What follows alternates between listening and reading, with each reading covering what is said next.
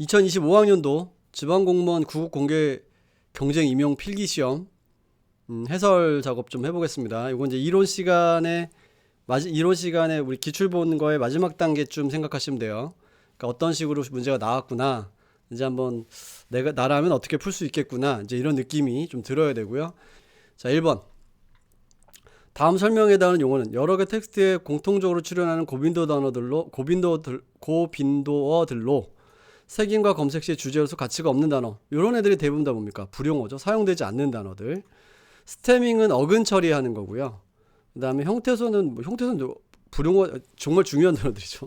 형태소는 의미값을 가지고 있는 최소 단위 뭐 이런 정도의 느낌으로 보시면 되는 거고, 뭐 근데 관사, 전치사, 접속사 이런 거하고 연관이 되는 건 아니죠. 불용어 어렵진 않았을 겁니다. 쉬웠던 문제. 자, 다음 조건에 의미하는 CC 라이선스 복사 및 배포 가능. 자, 반드시 원작자의 출처와 표시면은 요 바이가 다 들어가야 돼요. 근데 바이는 다 들어가 있네.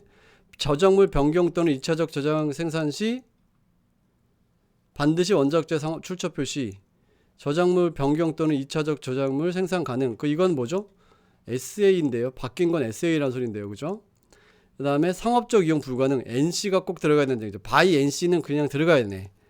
바이 NC가 들어가야 되면은 1번 아니면 2번이고, 그 다음에 저작물 변경 가능이잖아. 동일 조건 변경 가능이니까 2차 저작물에 원저작물과 동일한 라이선스를 적용한다. 이게 요 두 번째 동그라미랑 요 세 번째 요 녀석이 지금 현재 뭐냐면 같은 SA를 설명하는 같은 맥락에 있는 얘기예요. 답이 1번이죠. 바이 NC SA. 이거 임용시험에도 나왔어요. 공무원에도 이거 말고 또 나왔었어요. 이런 스타일로 해서 한번 이것도 나온 적 있습니다. 자, 됐고. 그다음에 참고정보원과 주제 분야 연결이 바르지 않은 거. 에릭 교육. 나 했잖아. 에릭 신. 나 교육하는 사람. 에릭 신. 키프리스 특허예요. 요거 특허 정보 중요하고. 리사는 문헌정보학. 리스가 라이브러리 앤 인포메이션 사이언스잖아요. 그러니까 리사가 문헌정보학이에요. 어문학이 아닙니다. 그래서 틀렸습니다. 매들라인 의학 아닌 거 아니지. 말도 안 되지. 키프리스 하나 좀 알아두세요. 우리나라 특허청에서 제시하는 특허 정보 검색 서비스인데, 키프리스 여기 나와요.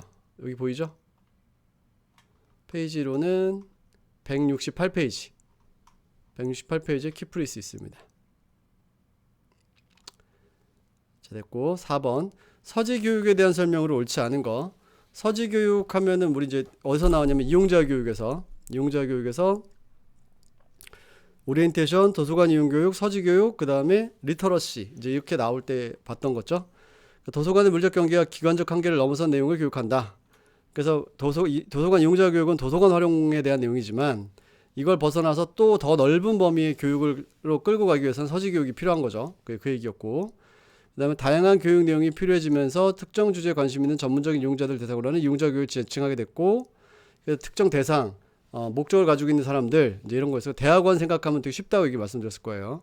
학술 활동에 필요한 연구 방법 및 주제 분야의 깊이 있는 정보 탐색에 필요한 수단과 방법을 가르치고, 학습자의 문제 해결 능력보다는 도서관 소장 자료 이용 방법에 중점을 두는 기술적 교육 강좌도. 이거는 이제 소장 자료 이용 방법이니까 저 도서관 이용 교육 좀 하겠죠. 됐습니다. 그다음에 넘어갔네. 그다음에 5번 정보 서비스 평가 방법 중 비밀조사법의 단점.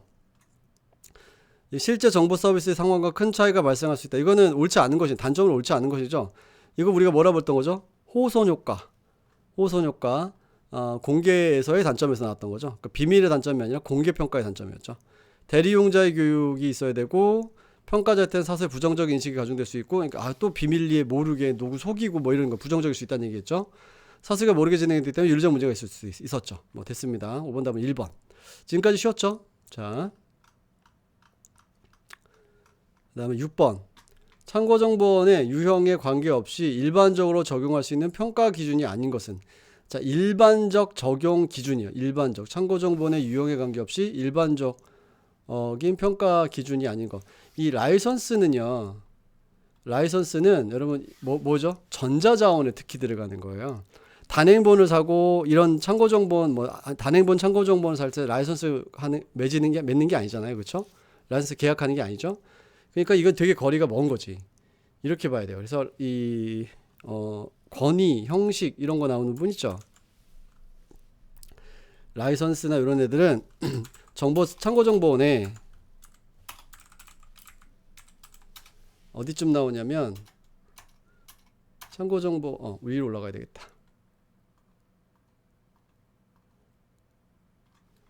여기죠. 참고정보원 163페이지 비용 및 라이선스 뭐에 대한 내용일까요?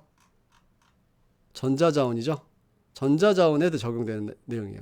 그래서 뭐 일반적으로 모든 거 나오면 내용, 건의, 형식해서 형 내 거는 뭐 이런 거 얘기도 했었고, 그래서 이건 이제 모든 자원인데 여기 내 거는 이제 범위 형식 있잖아요. 이거 그래서 이거 어디서 나왔나 좀 다시 한번 따져봤더니 요거예요. 요거 일반적 평가 기준.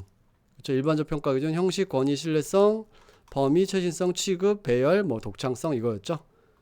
그래서 여기 라이선스는 이건 전자자원에 해당하는 것 이렇게 보시면 됩니다. 7번 탐색 전략에 대한 설명으로 옳지 않은 거 눈덩이 굴리기. 이게 이제 우리 사이테이션 펄 그로잉이고, 사이테이션 펄 그로잉 그 다음에 눈덩이 굴리기 그 다음에 뭡니까 스노볼링. 그걸 이제 번역한 거죠. 최소 자료 우선 탐색 전략이라고도 하면 말도 안 되는 소리죠.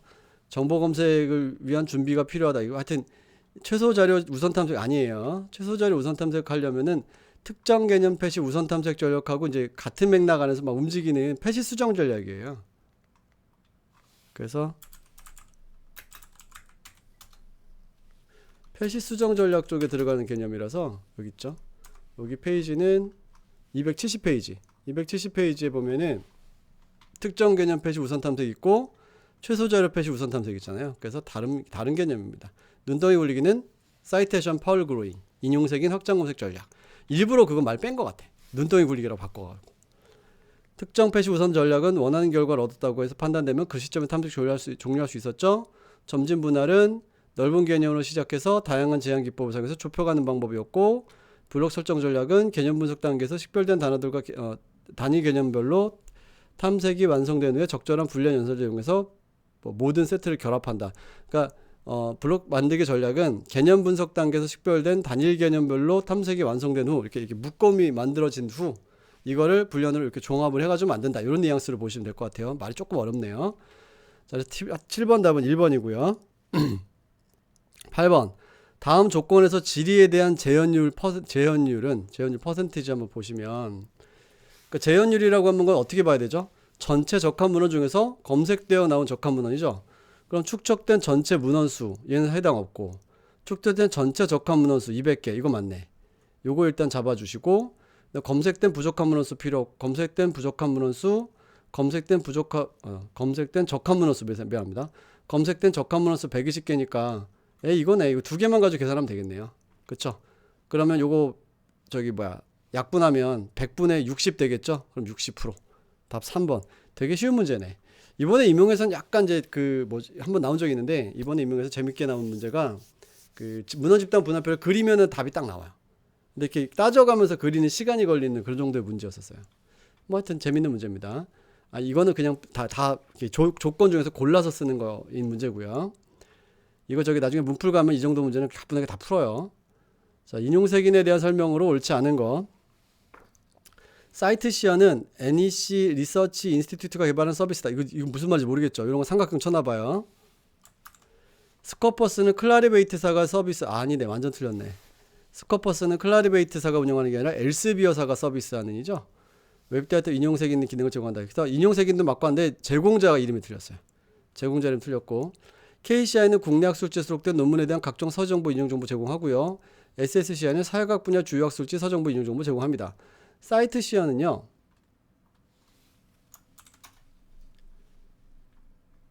여기 회사 이름은 안 나왔는데 사이트 시어가 나오는 곳이 어디냐면 167페이지 167페이지에 사이트 시어가 한번 나와요. 요 정도 위치 잡고 가시면 확인해 주시면 될 것 같아요. 인용색인을 자동으로 처리한 첫 번째 사례. 웹상의 학술 문화 수집해서 인용하는 기법을 쓰고 있다. 이런 정도 느낌인데, 이제 요 문제에서 보면은 NEC 리서치 인스티튜트가 개발한 서비스다 했으니까 요것도 추가로 메모를 좀 해놓으시면 좋을 것 같습니다. 자, 다음에 10번 모형별 정보 리터러시에 대한 설명을 옳은 거. 브레이빅의 정보 리터러시 우산 모형은 데이터 리터러시 용어를 제시했다. 일단은 여러분 브레이빅은 정보 리터러시 우산 모형이라고 부르는 게 아니라 그냥 정보 리터러시의 정의에 우산을 쓴 거, 우산을 비유한 거예요. 그래서 우산 모형이란 말은 조금 거리가 있고요. 그 다음에 CLNMV였잖아요. CL과 가수 CL과 뮤직비디오였잖아요. 데이터 리터러시는 없었죠. 그래서 브레이빅의 데이터 리터러시는 없어요. 그 다음에 ASL과 ACT는 도서관 활용 능력과 ICT 활용 능력을 종합한 5개 정보 리터러시 기준을 제시하였다. 이거 AASL과 ACT는요, 어디서나 건드려지냐면, 요건 저기 인포메이션 파워라고 하는 거에서 나오는 거고, 그 다음에 뭐 5개 정보 리터러시 기준 제시 이런 거는 어느 쪽이냐면 ACRL의 있죠, 클레우, ACRL 옛날 버전, 노우 액세스 그쪽하고 연결되는 거예요. 그래서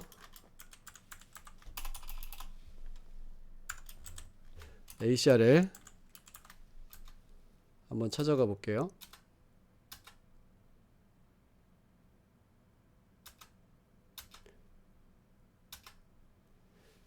ACR 여기 지금 원래는 뭐였냐면 총 5개의 교육 목표에서 No Access, Evaluate, Use, Ethical and Legal 요 녀석이었다 현재 정보 리터러시 프레임워크로 바꿨잖아요. 요거죠. 요 과정을 보시면 될 것 같고요. 그 다음에 AASL과 ACT 그건 옛날 거거든요. 그래서 지금 현재로서는 AASL이 진행을 하고 있어요. AASL이 진행하고 있고 여기서는 5개가 아니라 이 ASL과 ACT 같은 경우 옛날에 이게 88년도에 마무리, 98년도 기준이 마지막이라서 얘네 같은 경우에는 그 3가지 기준으로 나눠가지고 큰 영역을 나눠서 좀 세분을 했거든요. 그래서 이거하고는 거리가 멉니다. 그러니까 뭔가 5개 기준 정도 나왔다 하시면 일단 ACRL의 옛날 거, 요 정도 생각하시면 될 것 같아요. 자, 빅6는 정보 문제 해결 과정을 이용자 수준에 따라서 3단계, 6단계, 12단계 맞죠? K12, 슈퍼3, 빅6, 리틀 12. 쿨타워 ISP 모형은 도구 리터러시, 정보 리터러시, 소통 리터러시를 핵심 리터러시 얘기했다. 이 정도 소문 기억나세요? 이 정도 소문? 이스턴 얘기하는 거죠. 쿨타워가 무슨 도구, 정보, 소통 이런 말 하지 않았죠. 그래서 틀렸다. 자, 다음에 11번 영국 스쿠널 고등교육을 위한 정보 리터러시 7대 기준의 영역별 내용으로 옳지 않은 거. 자, 관리 이거 보면은 이거 좀 어려워요. 스쿠널에 오시면은 요거잖아요, 요거. 관리도 있어요. 관리도 있는데 정보의 조직과 적용 및 전달 쪽 영역이란 말이에요. 근데 조사 정보 종합 및 생성 배포. 자, 그러면 어디 갔어? 조사 생성 배포 하려면은 종합 창조 생성 여기네. 제시 표현 쪽이 되겠네. 용어를 어떻게 해요? 관리 쪽에 대한 내용 필요한 걸 갖다 관리에 있는 내용이 아니라 제시 표현 쪽에 있어야 되는 내용인 거죠. 이거 틀렸죠. 이거 되게 어려운 문제입니다. 이제 이거 여러분 좀 어려웠을 수는 있어요. 그러니까 이거 물론 안 외운 사람한테 어려운 거고 외운 사람한테 쉽죠. 그러니까 예상치 못했다 뭐 이러면 할 수 없는데 이건 한 번 제가 나온다고 말씀드렸었고 뭐 자료 뭐 최종 점검 자료도 다 배포했던 내용이니까 보신 분한테는 어렵지 않았을 거예요. 그러니까 여기는 표현을 좀 알아서 조사 정보의 종합 및 생성 배포 최종적으로 해야 되는 거죠. 관리 때 하는 게 아니라 최종적으로 하는 거지라고 보시면 어렵지 않지 않았을까 싶습니다. 대신에 이제 이거 하나하나 막 중간 섞어놓고 하게 되면은 조금 난이도는 있을 수 있는 문제였어요. 그다음에 12번 정보 검색 모형에 대한 설명을 옳지 않은 거. 검색 모형 중에 확률 이론을 사용하는 모형으로 출원문과 신년망이 있다. 맞죠? 추신수 베이비 홈런칠 확률 그거잖아요. 확률 검색은 확률 이론을 사용해서 지리에 대한 문헌의 적합성을 친출하는 검색 모형이고 확장 불련 모형은 완전일치 장점과 벡터 공간 모형의 용어 가중치 장점을 결합하여 적용한다. 요거 좀 이상하다. 자, 일단 벡터 공간 모형은 문헌과 지리 각 용어 벡터로 표현한 다음 두 벡터 간의 유사도로 검색 문헌을 순위한다. 맞는데 자, 일단 3번에 확장 불련 모형은 불련 모형의 완전일치의 장점 아니고요. 불련이 완전일치가 아니라 완전일치이기 때문에 문제점이 있었잖아요. 그래서 그거를 보완하기 위해서 이제 뭐 하냐면 보통 확장 불련 모형 안에 무슨 개념들이 있냐면 피논 모형하고 MMM 모형이 있어요. MMM 모형 같은 경우가 퍼지 집합을 가지고 만든 개념이고 그 다음에 벡터 공간 모형을 가지고 좀 더 분리안하고 섞으려고 했던 노력이 피논 모형인데 둘의 공통점은 완전일치가 아니라 부분일치죠. 그죠? 부분적 합성 이런 거 얘기하는 거였잖아요. 요거 틀렸어요. 완전일치 장점이 틀렸고. 자, 백도공간도 활용이 되어 있긴 하지만 여기서 완전 틀린 거는 완전일치 장점이라고 하는 거예요. 틀렸습니다. 답이 3번입니다. 자, 13번 보겠습니다. 정보검색에서 용어 가중치에 대한 설명을 옳은 것이에요. 자, 영문원 빈도가 큰 용어는 보편적으로 사용되는 용어의 가능성이 크다. 영문원 빈도가 크다면 여러 군데서 많이 사용되는 보편 용어겠어요? 아니면 특정 문헌에서 집중적으로 나오는 문헌 용어겠어요? 그쵸? 특정 문헌에서 집중적으로 나오는 거죠. 1번하고 2번이 서로 상충돼요. 멘트가. 상대적으로 적은 문헌에 출연하는 용어냐, 보편적으로 사용되는 용어냐, 이거 안 맞죠, 서로. 그래서 둘 중에 하나가 답일 수밖에 없어요, 구조를 보면. 그래서 답은 2번이고요. 긴 문헌에 출연한 용어의 가중치를 높이기 위해서 문헌 길이 정규화를 적용할 수 있다. 문헌 길이 정규화는요, 자, 이런 거예요. 우리 교재 227페이지 보면은 문헌이 같은 용어에 대해 길이가 짧은 문헌에서 2번 나타나는 것과 긴 문헌에서 2번 나타나는 것이 비중이 같을 수 없으니까 문헌 길이를 정규화해서 어떻게 하자? 길이가 긴 문헌은 용어들이 반복적으로 나타나기 때문에 길이가 짧은 문헌에 비해서 비교적 질이 높은 유서들을 나타내. 그러니까 문헌의 길이가 길기 때문에 얘는 그냥 태생적으로 뭐가요? 유리해요. 그 영문헌 빈도값이 높게 나타날 만큼 유리한 점이 있기 때문에 정규화를 해서 그거를 조금 낮춰줘야 된다, 이런 뉘앙스인 거죠. 그래서 용어 가중치를 높이기 위해서가 아니라 어느 정도 이렇게 평준화시키기 위해서 쓰는 게 정규화입니다. 용어 필요 출연 빈도를 가중치로 적용하면 용어 출연의 수가 적을수록 용어의 가중치가 높게 부여된다. 됐고요. 이건 틀렸고요. 용어 출연 빈도를 가중치로 적용하면 출연의 수가 적을수록이 아니라 많을수록, 그렇죠? 많을수록 높은 가중치가 부여되죠. 자, 14번. 여기서부터 약간 디지털 요소가 느낌이 나죠. 메타데이터 스키마 세 가지 구성 요소는 의미구조, 내용규칙, 구문이다. 우리 앞에서도 풀었었어요. 그 다음에 XML은 태그가 미리 정의되어 있지 않고 이용자가 태그를 직접 만들 수 있고요. 그래서 이제 그 만들어진 태그가 어디 정의되냐면 그 XML 네임스페이스랑 XML 스키마 파트에 정의가 되는 겁니다. XML 구문에서 네임스페이스를 이용해서 더블링크와 요소를 고유하게 식별할 수 있어요. XML 스키마는 메타데이터 기술과 교환을 위한 구조로 데이터를 주어수로 트리플 형식. 이거 뭐죠? XML 스키마가 아니라 RDF죠, RDF. 그래서 14번에 4번 답은 4번은 RDF를 쓴 말이었었어요. 15번. 참고정보 서비스 중 번기와 쉐라의 두 모형이 가진 공통점만 모으면. 이 문제 좀 어려웠어요. 저희 해설할 때 좀 이건 난이도 있겠는데 싶었는데 15번 요거 좀 어려웠고요. 일단은 번기, 쉐라, 크롬 이 셋을 종합해 봤을 때 이 셋은 다 뭘 가지고 있냐면 피드백 과정이 있죠. 뭐 적합성 평가, 연관성 평가 등의 피드백 과정이 있습니다. 그래서 기억은 다 들어가야 돼요. 그 다음에 이용자 질문의 명확한 분석을 하나의 공식적 단계로 지시한다. 질문 분석이 포함이 되어 있느냐. 그러니까 이거는 문제를 어느 정도 외워야 풀 수 있지 않을까. 그 내용 프로세스를 외워야지 풀 수 있는 거 아닌가 싶은 느낌이 들 정도. 보세요. 번기는 질문의 명료화 있죠. 쉐라를 가볼까. 쉐라 위쪽에 가면은 쉐라. 이 정보 요구, 질문자 그 특성, 질문, 언어적 표현. 여긴 질문의 명료화가 없네. 그쵸? 그러니까 얘는 명확한 분석 하나의 공식적인 단계를 제시한다. 이 질문 분석, 질문의 명료화. 이 말은 번기에는 해당될 수 있다. 뭐 이런 느낌인 거죠. 어렵죠? 이용자 질문과 탐색 결과에 대한 연관성 평가를 포함한다. 연관성 평가 들어가 있었죠? 그 다음에 이용자 정보 요구와 탐색 결과에 대한 적합성 평가를 포함한다. 이것도 들어가 있었죠. 디귿, 리을은 모두 다 들어가야 돼. 디귿, 리을은 들어가야 되는데 니은의 포함 여부를 가지고 기억은 일단 맞으니까.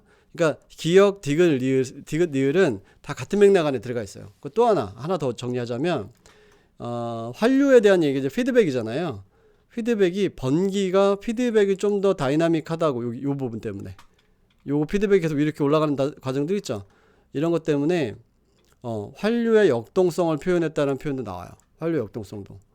이 문제는 저걸 세 개를 다 보고 있어야지 풀 수 있는 문제였겠네 싶어요. 그래서 답은 3번이다 합니다. 그래서 이거는 어떻게 알지 싶은 느낌이랄까? 좀 어려웠던 문제예요. 이거는 킬러 문제. 됐고 다음 것도 킬러 문제에 가깝습니다.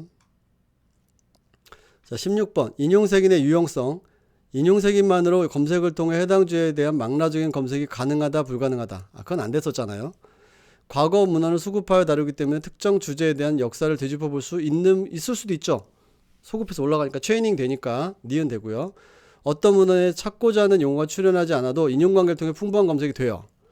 SCI와의 ANHCI는 대표적인 인용색이며 특정 언어에 편중되지 않은 출판물을 수록한다. 이거는 언어에 출판되지 않는 요거는 이게 좀 어렵다는 얘기가 뭐냐면 인용색의 단점에 가면 이런 말이 있어요. 영어권에 하나다. 영어권. 여기 보시면 페이지는 212페이지. 인용색인 단점 있죠. 여기 보면은 전 세계적으로 사용되는 이러한 애들은 주로 영어권 문헌들로 편중되어 있다. 비영어권 출판 비중이 낮다. 이게 보이시죠? 그래서 답이 3번입니다. 그러니까 요거 조금 까다롭고, 물론 이제 수업 때 언급은 했지만 좀 까다롭고요. 그 다음에 요거를 가지고 이제 잘 오해하시는 분들이 있어요. 아니, 인용색이는 최신 정보라면서요. 무슨 소급이에요. 제가 시간대도 비유를 했지만 데이터베이스 마케팅 하시는 분들이 에디슨 논문이 몇 번 인용된 줄 아세요? 라고 해서 시작한다고 말씀드렸던 적 있죠. 그런 거랑 연결되는 거예요. 그리고 이런 식으로 소급 추적해서 올라가는 방법 중에 하나가 우리 앨리스 모형에 가면 체이닝이라고 있다고도 말씀드렸고요. 그것도 연결되는 겁니다. 그래서 지금 일단은 이 제일 어려운 건 15번이 제일 어려웠어요. 지금 현재까지. 자, 17번. 이거 16번도 약간 어렵고. 자, 틀린 분도 좀 그렇고. 17번. 디지털 도서관 운영 영역별 표준. 그러니까 영역별 표준입니다. 이거 시험 전에 꼭 보고 들어가야 될 자료 다 있어요. 카운터나 스시 같은 경우는 이제 이용 통계 쪽이고요. 매치나 OAPM 매치는 통합 검색. 이것도 OAPM 매치가 통합 검색 쪽이죠. 매치는 패키징, 뭐 이렇게 컨텐츠 패키징. 그래서 디지털 객체 패키징 매치는 맞는데 OAPM 매치는 통합 검색 쪽이다. 그래서 좀 다르고요. 그다음에 ODRL과 XML이 저작권 표현 언어, 저작권 권한 표현 언어 이렇게 부르는 겁니다.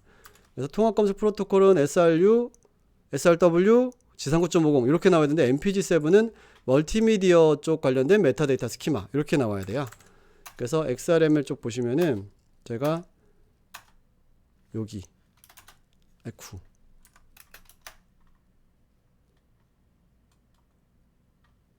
요게 표준입니다. 요거 수업 때 나왔어요. 519페이지에 있어요. 519페이지 여기 쭉 정리되어 있죠.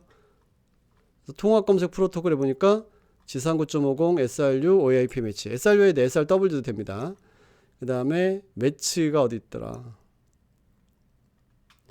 아까 이용 통계가 카운터 스시 보였었죠?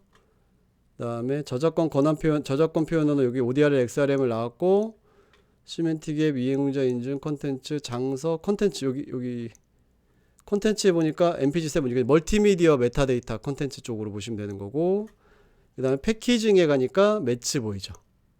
이렇게 되어 있어요. 명시되어 있기 때문에 이대로 좀 암기하시면 되는 겁니다. 자, 됐고 18번. 가와 나에 들어갈 용어를 바르게 연결한 거. 요거 수업 때 했던 거죠. 가는 참고 대상이 되는 연계 자원에 대한 메타데이터와 식별자를 기반으로 무슨 연계를 지원한다? 상황 인식 연계를 지원하면 오픈 URL이죠. 그래서 오픈 URL을 기반으로 한 뭐는 접근 권한을 가진 이용자가 전자전원이나 데이터베이스 이용할 수 있도록 가능한 링크를 제공한다. 링크 제공하는 애가 링크 리졸버죠. 그러니까 DOI에서 링크를 제공하는 애는 핸들 시스템이고 오픈 URL에서 링크를 제공하는 애는 링크 리졸버다. 말씀드렸었죠? 예, 그게 이제 여기 나온 거예요. 뭐 수업 때 제가 저 이거 안 나올 줄 알았는데 정말 다행이에요 했던 거죠.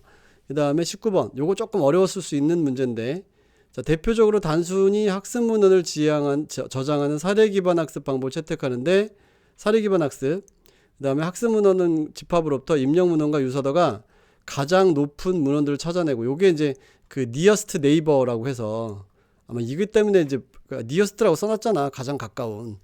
이렇게 해서 아마 맞게 고를 수 있지 않을까라고 생각하지 않나 싶어요. 이것도 약간 킬러 문제예요. 그래서 우리 신경망 분류기, 나이브 베이지 분류기 이런 것들 좀 알아두자고 말씀드렸었죠. 한번 봐두세요. 이게 원래 옛날에는 이제 정보학에서 나왔던 영역들인데 슬슬 인공지능하고도 엮이고 하면서 요즘에 지방직으로도 많이 빠져나오고 있어요. 참고하시고, 그다음에 ACR에 개정된 정보 리터러시 프레임워크 옳지 않은 거. 요게 우리 교재에 제가 아이고 ACR을 그러면 안 되지.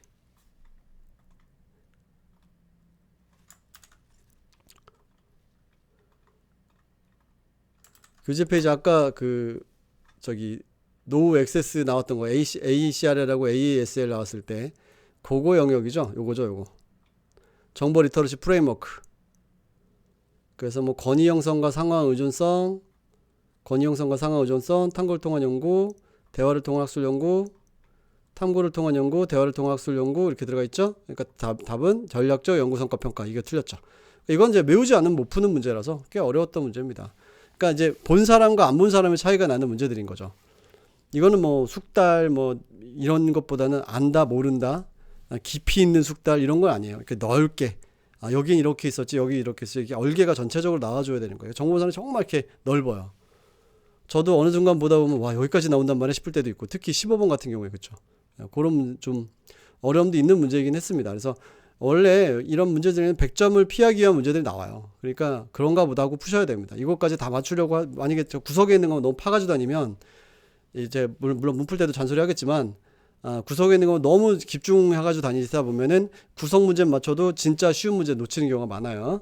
그건 주의하시고요. 자 이렇게 해서 문제 해설을 마무리하도록 할게요. 수고했습니다.